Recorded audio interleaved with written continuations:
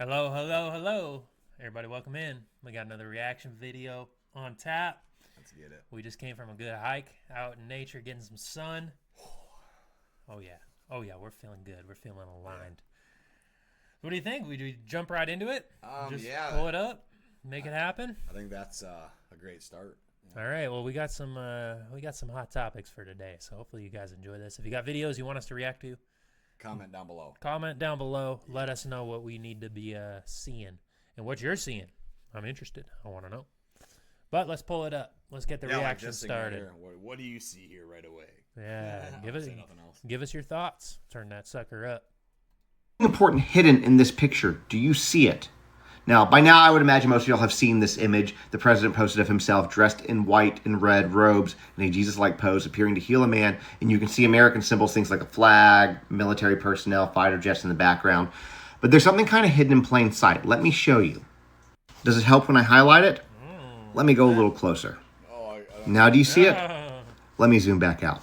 So you have this shadowy figure high above the scene, which resembles a winged being with 3 horns. This imagery is being compared to the warning in Daniel 7, which describes a rising ruler who overthrows 3 kings or kingdoms as he gains power. Daniel 7:8 says, So even if, personally, because I don't, follow the Bible per se, but, even if you don't know the proverb Daniel thing, yeah. I was going to say, who does that resemble? Sorry, I just had to say that because it's no, I'm very spiritual, but it don't matter what religion or spiritual belief, you can recognize you have that gut feeling that's not good. I was going to say, it's pretty clear. I considered the horns, and behold, there came up among them another little horn, and 3 of the first horns were uprooted before it, with each horn representing a different leader or kingdom. The book of Daniel is often considered the twin to the book of Revelation, as both are major apocalyptic books in the Bible. Daniel 7 describes a vision of powerful kingdoms rising and falling, symbolized by beasts and horns, before God ultimately judges them and establishes his eternal kingdom. Specifically, Daniel 7:8 introduces a little horn that rises among others and uproots 3 kings or kingdoms, imagery many prophecy interpreters associate with the rise of a dominant ruler before the end of its age. Now, this was posted on Trump's own Truth Social, either by him or someone on his staff. Regardless, the common theme throughout many online discussions is that this reference to the Antichrist was intentional, and I'm not saying Trump is or isn't. I'm not here to debate theology. I'm just here to tell you that this was worth notating, because when you couple this with the fact that he has a current feud going on with Pope Leo, it's got a lot of people concerned. And regardless, the imagery has sparked outrage among many Christians who deemed it blasphemy. Now, to be fair, President Trump has described himself as a non-denominational Christian. He has stated that he is a religious person who believes in God and who has praised the Bible. Regardless, this image is stirring up a lot of discussion. Drop your thoughts about it in the comments, especially if you identify as a Christian. Would love to know what you guys think about this. Well, Do you identify as Christian? who? You. Me? Yeah. No. Okay, but what do you think about this? I'm doing what he did, but just Religious. It's religious blasphemy in a lot of senses, so I can understand why a Christian would look at the image and be upset. Definitely the terminology of blasphemy. Yeah, but no different than depicting like Muhammad. Same type of energy. level. Yeah. You know what I mean? Can you imagine Trump looking like Shiva, but his face on Shiva's body? What do you mean? That's not true. It's just blasphemy. Well, and I think that the horned devil creature in the background is telling, though. Is it what does it look like to you personally? Either like Baal or Moloch or one of them. I'd say one of the. But it almost kind of looks like you can see the Statue of Liberty and like Lucifer in there type of deal. So you can see the arms, you can see the wings coming off its shoulder, right? Yeah. And you can see like the horns or the crown as a head. You don't really. There's not really like a. But then you can use like the ball image with horns. That's what I was thinking. Yeah, but it's also like a being. Like the soldiers next to it, it's like arms are up in the air and horns are. It's like Well, and it's what happened to the soldier? Right. Well, and you actually already got the Statue of Liberty down there, so it's not the Statue of Liberty. But it's interesting. It's like, what does it represent? Yeah, but the light from the Statue of Liberty is pointing up to it. Towards it. Yeah, bro. You know what I mean? Like that's a connection. Like. And things shine the light for me. I am Lucifer. Things don't end up in images just by coincidence. No. Or, that was put in there for a reason, and it very much does feel like, because I remember when Donald Trump was first getting elected, there were people like, oh, he's going to be like an Antichrist type of figure. They've already said that about him. And I'm not going to sit here and say he's the Antichrist, but he's definitely like playing. Can you play that persona or that? that role in a sense. Yeah, I think, and in certain ways, it seems like we're moving in that direction. There's a lot of people who think we're just living in biblical prophecy and times right now. And to some extent, I don't think they're entirely wrong. I think you can mirror a lot of the stories. Well, you could probably compare him to like some Caesars, like Rome, emperors type of thing, because they had some dark times. Maybe they got to live their full life, let's say, but they're conquering everybody, killing everybody, treating you like shit, all this stuff. But your civilization was still going on. You know what I mean? So like that's an aspect of it, but like the wrong aspect of how you should go about, being a leader. So you don't portray something. Whatever that picture is that's already been depicted. Like you can't insert self into like history book, or you can't insert self into like Santa. Like look, he could be Santa. Put a beard on him and a hat, and he's Santa Claus.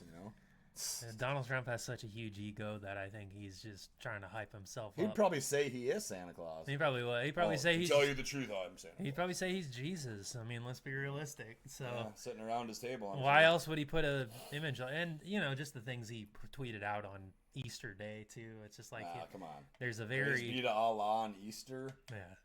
There's a very. You know what I mean? Come on. It almost feels like there's a targeted attack on Christianity through the administration. Did he say God bless America?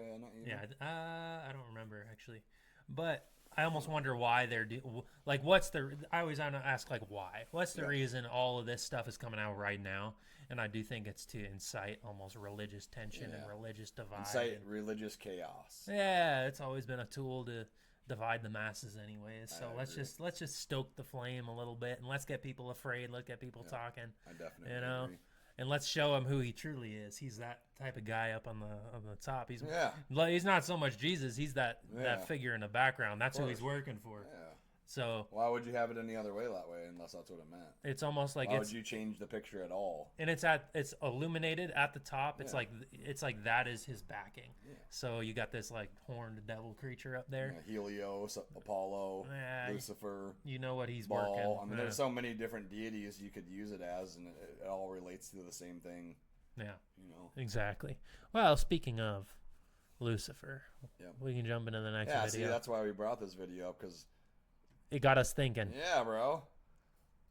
Statue of Liberty is not just a statue, it's an occult symbol hiding in plain sight. It was created by Frederick August Bartholdi, a French Freemason. The statue itself mirrors Lucifer, which means light bringer, because in esoteric systems, light does not mean fire, it means knowledge, awareness, and illumination of the mind. That's why the torch is raised, not as a symbol of freedom, but as a symbol of receiving higher knowledge that produces your freedom, your soul's freedom. And once you see that, the crown suddenly makes sense, because it has 7 spikes, not for decoration. They represent the 7 cognitions of the human mind. That's why Freemasons use the letter G, the 7th letter of the English alphabet, representing the 7 powers of the mind: intuition, imagination, willpower, logic, perception, understanding, and awareness. Illumination and enlightenment comes through the development of the 7 powers of the mind, but then it goes deeper. Inside the statue is a spiral staircase, representing the spinal column, spiraling upward like the Kundalini energy rising from the base of the spine to the brain, which leads to activation of dormant mental faculties in the brain, meaning the statue is literally encoding the journey of consciousness ascending into light.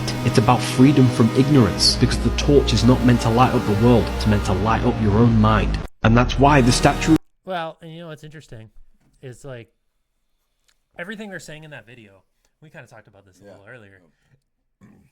It's not necessarily negative, those Kundalini. No. Higher awareness, nothing tapping into the 7 layers of your mind. Nothing wrong with that at all. Doing that on an individual level is actually empowering, but essentially what the Freemasons do and what use it for control. They use it as a method of control, so where they view themselves as the only ones to have access to that type of higher knowledge. Exactly. And so I think that's really what the Statue of Liberty represents. It is this new world that they created, because you could look at the founding of the Illuminati, 1776, around the 1775. No, 1775. A year before. Yeah. 1 year before. So right around the same time as the United States. Yeah. Right. So the United States created a new country. Yeah, it was established. In a new country. Yeah. It was called the New World. So of course, come to the New World. What do we have in this new world? We have order, or illusion to order, or whatever. That's how we get you to feel safe and secure. Is that we have order here, come, we'll take your hungry and your poor, you know, whatever the saying is in New York City with the Statue of Liberty, which is, it's very profound, you know, that poem, whatever you want to call it, the intro, you know, that's written about the Statue of Liberty, but still, like, it deceived you, tricked you. The Big Apple, go take a bite out of knowledge. Yeah, you know? Exactly. No different. Come to the Big Apple and get the knowledge, get the order, the forbidden fruit, if you will. Yep. So I find it interesting that is the symbol of America, and essentially, you know, and I think it's used as deception. If you take the point of origin of light, if you're not the light bringer, but light, because the light bringer to me, you know what that would be? That'd be the sun. Yeah. Like the real sun. That brings light to me every day, you know. But if you try to deitize that in a sense, not saying there can't be extra dimensional, higher being, whatever you want to call it, demons, any terminology, but that's where I get my light from, you know. So yeah.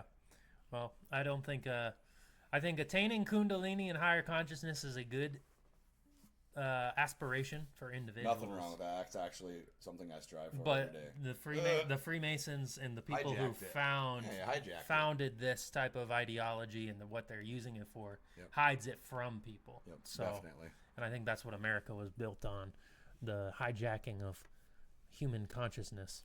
We could speak a lot on that. We could go down we could do a full podcast on that. This one's a good one. You guys like this one. Check out his face when he's asked the question, though. Like, let's do you have to read off a teleprompter? Why the delay? All right, sorry. Oh no, we're good. Still see stars in outer space.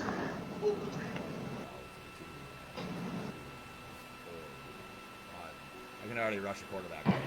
Yeah, I was actually just talking to my crewmates about that today. I've definitely seen stars in outer space, and I was saying I haven't seen as many as I thought I would. So, Reed? Pass it off. You see his face? We have so much illumination from the sun on the moon and the earth right now. It is hard at times to see stars. Just like when you walk out in the daytime, you see a blue sky but no stars.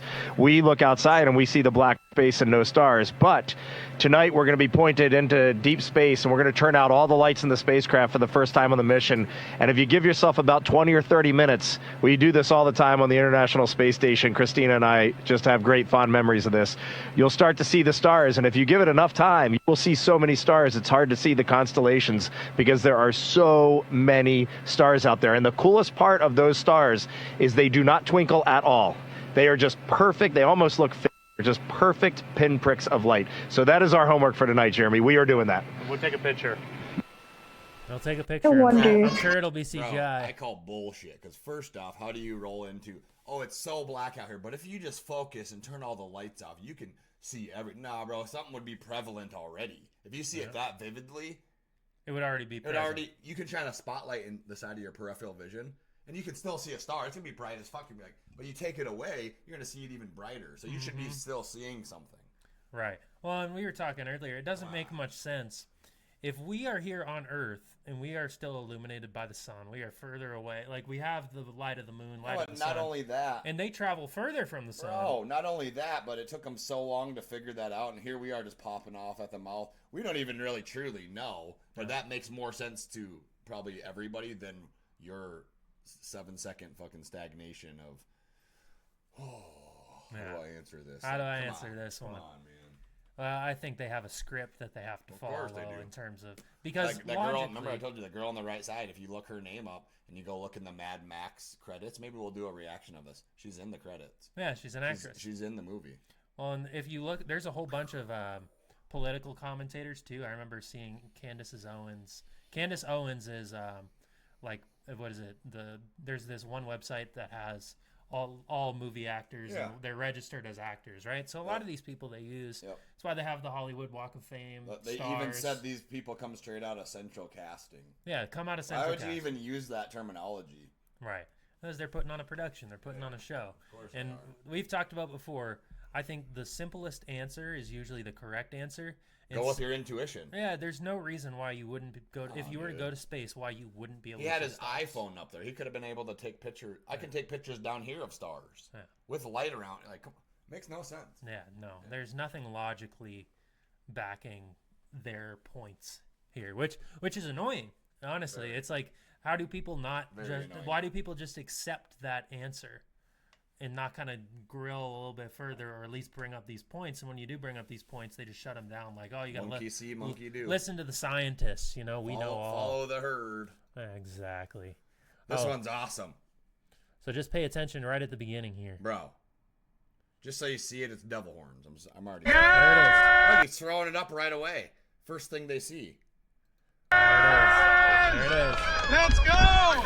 These were the first faces the Artemis II crew saw after their splashdown in the Pacific Ocean We pulled following off a the production. 10-day journey that took them around the moon. The dive team consisted of 4 medically Let's trained go, Navy dude. sailors. You can see the moment they entered the capsule to conduct initial medical exams of the crew. They then assisted the astronauts out of the capsule after their record-breaking Yeah, mission. doggy Ike, style. welcome home. Christina, welcome home. Yes! Jeremy, absolutely welcome home, brother. There it is, Reed. What's up? Welcome home, brother. Thank you. Yeah! Those two guys when he said, "Welcome home, brother." It's a They big even club. have the Freemason jumpsuits on. Yep. They're They astronaut. look like the aprons. Yeah, exactly like the apron. Yep. Yep. Big like Gmail sign. You know, I Mm-hmm. think of it that way all the time. I see the Gmail. I'm like, yeah, that's Freemason. Yeah. No. Thank exactly. you. I got good email. It's, you know. I was gonna say it's a good email server. Yeah, That's about it. Yeah, that's about. You know, you got me there. I was gonna say they reuse and recycle the same images, and all you got to do is, and sometimes people they might see something like that and they're like, Yeah. it's a little far fetched, or that's a coincidence. Sure. This is how they communicate those types of clubs and those types Yeah, look of it up. Do your own research. organizations. I mean, they use symbols and they use coded language. And This if is you all can- for comical purposes. Oh yeah. None of this stuff is real. Oh yeah. Wink, Wink, wink. There's something in your eye. Oh yeah. Yeah, bullshit. The twinkle of a star that I can see from space. That's all. Love it. But I mean, just start to understand symbols, and Yeah, you'll do your own research, and you'll man. understand how the world operates at a deeper level. Yep. So, let's keep going. Let's keep going. Dr. Stephen Greer. See? They're literally doing this to us, but in the NASA way. Exactly. To create eventually an hoax, a threat from outer space, to try to unite the world like Independence Day, the movie, in a sort of a military global junta of humans against aliens. It's all nonsense. It's BS. But it sells well. It sells movies, it sells tickets, it sells books. This is the Blue Beam, Project Blue Beam? Yeah, that related to that. And I've met with many men who've been on operationally, like literally have been operational in those programs. Now, it went from really clunky stuff, like the Betty and Barney Hill abduction. People think that was alien. It wasn't. It was us. Late 50s, early 60s. And I think President Obama's actually working on a documentary about that. And it was an interracial couple, a very interesting story, but most people have no idea what really happened with that. And this is one of the really disturbing parts of this archive, is what are the technologies that are in the hands of these sort of monsters, and how have they used it to deceive the public, but also deceive policymakers and presidents. Their plan is to create It seems pretty obvious to me the way that like Project Blue Beam and fake alien invasion, how it could be used. I mean, because you see movies like Independence Day that come out and like condition the masses into thinking that fear-mongering. aliens are going to be a There's threat. definitely aliens. Right, of course. You know, if you don't want to believe in that, that's okay. But, you know, it's like living on Earth. It's like, look how many different types of species there are in our ecosystem, right? What do you think creation universe is? That's an ecosystem of different things, right? So obviously there's an infinite amount of ecosystem. There's an infinite amount of beings. With that note being said, they would have already done Destroyed if they wanted to. a million times, probably every week, like just Yeah. just like, come on, dude, like that's not their intentions. If it is their intentions, that's not the mainstay of, because obviously if there's an infinite amount of higher dimensional beings, there's probably an infinite amount of negative, you know, whatever.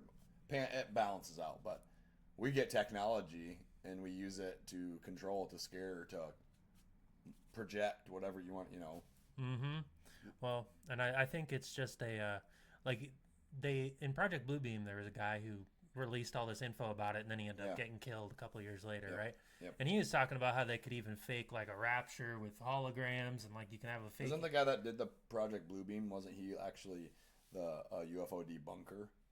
The guy who reported on it? Yeah. He might have been. I don't know exactly. I wonder if that's the same guy. Because the guy that would go around debunking them, he eventually come to the conclusion that all these can't be fake. Right. Like, he would debunk the shit out of them. But then finally, after about 10, however long it was when he realized, he kept on researching and studying them, you know, but he finally realized very short into his career doing this, he's like, they can't all be fake. Yeah. I can prove a lot of them wrong, but a lot of them are, I don't know. So come on. I was going to say. Yeah, dude, come on. So I think there's a lot of fear mongering intentionally going on with the whole alien discussions.